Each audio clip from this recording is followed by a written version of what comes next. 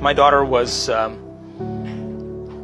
15 years old, and it was the summertime, and she sat down with me, and she just, by the way, had finished her last creation, which was acting in a music video that she created that became #1 in the United States on the charts. And so she was with me at in the summer, and I said, "So, Gigi, what do you want to work on next? What do you want to work on?" And now, she's 15 years old, so you can imagine. And she said, "I want an unlimited shopping spree." Now, what am I going to say to her? No? I said, "Okay, here's the deal. You got to practice this every day. And I want you to get very clear on your mind on what it would be like to have the most amazing shopping spree of your life. But you can't get up as the same person who sat down in your meditation. You have to get up like you just had the most amazing shopping spree and you shopped your brains out." And what do you think she said? "No problem, Dad." And so it was the summertime, and in the summertime, children love their freedom. But she worked with me, and I wake up at 4:30 in the morning, and I do my meditation, and then I'm waiting for her, and I hear the alarm go off, and I hear her rustle around in there, and then I hear her settle down, and I wait, and 30 minutes later, boom, the door opens up, and I look at her and I go, "How was it?" And she go, and I said, "You have to recondition your body into believing that future event is happening to you now, because your body, as the unconscious mind, does not know the difference between an actual experience that produces an emotion that you fabricate by thought alone. And you have to change the circuitry in your brain neurologically to look like the event has happened.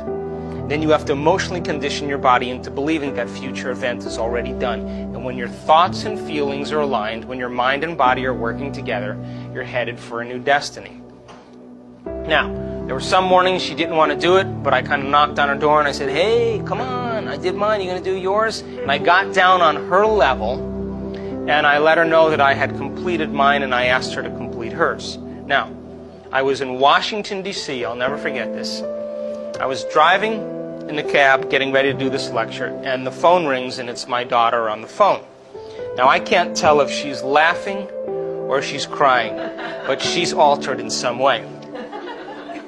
And I say, "What? Oh, that unlimited shopping spree, it happened today." I said, "Really? Tell me everything, don't leave anything out." She said, "Okay." And she was visiting a friend of hers in Santa Monica, California. And I live in the Pacific Northwest in Seattle. And she said, "Okay, Dad, I went to my favorite store. And my buddy and I were, rifling through the racks. You know how kids do that.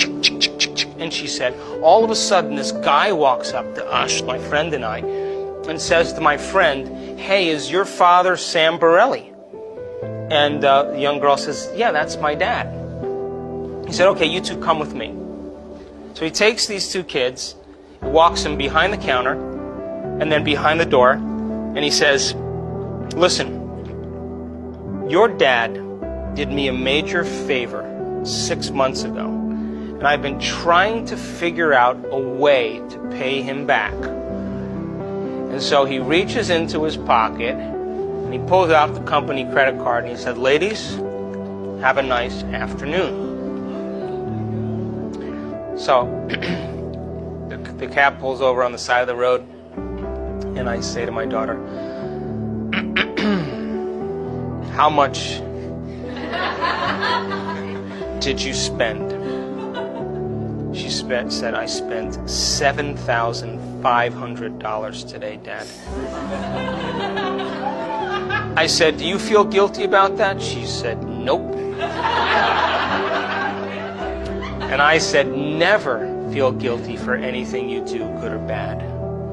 And so I said, 'Look, I gotta go. I'm gonna call you on my way back to the airport on Sunday. Congratulations.' Now, she's the type of kid that bought stuff for her brothers and, everything else. But so when I'm driving back to on the cab, I call her up. How you doing? How's it going? Now here's the beauty behind the whole thing. She was 15 years old. Yeah, 15 years old. And she said, Dad, you know what? The experience was way greater than I ever imagined. And then she said, but you know the part that I can't stop thinking about? It was my mind that created this. Now, my daughter, since then, has created so many amazing things in her life. And it was Christmas time, and I sat down with her, and I said to her, okay, how do you do it? What's the secret?